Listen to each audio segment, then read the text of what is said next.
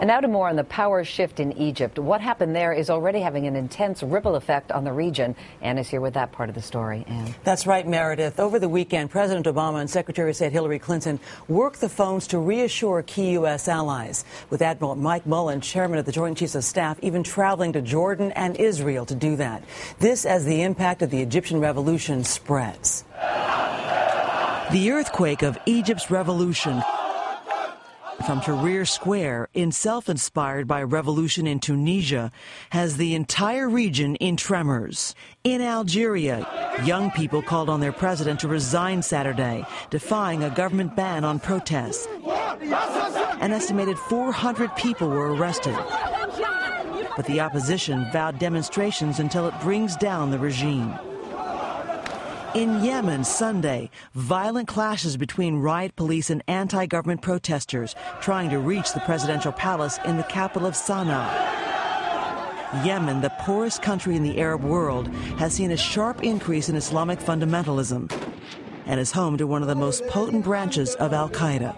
In Jordan, a key U.S. ally, thousands again filled the streets over the weekend demanding democratic and economic reforms, though so far not the overthrow of their king. Jordan, Syria, Kuwait, and Bahrain have, since the unrest began, all called for reforms or financial subsidies to appease their citizens.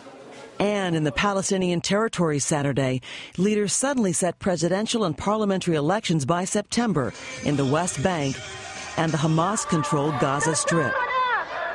There, spontaneous celebrations erupted immediately after Egypt's revolution and reached all the way down to the southern edge of the Arab world, to the capital of Sudan. No signs, but no guarantees the ripple effect won't reach even Saudi Arabia, another key U.S. ally, sitting on 25% of the world's oil reserves, and where a quarter of the country's youth is unemployed.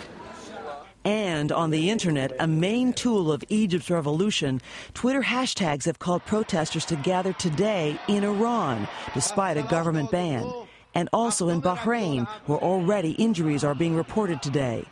On February 17th in Libya, where Muammar Gaddafi is leader. February 19th again in Algeria. February 20th in Morocco. And March 8th in Kuwait.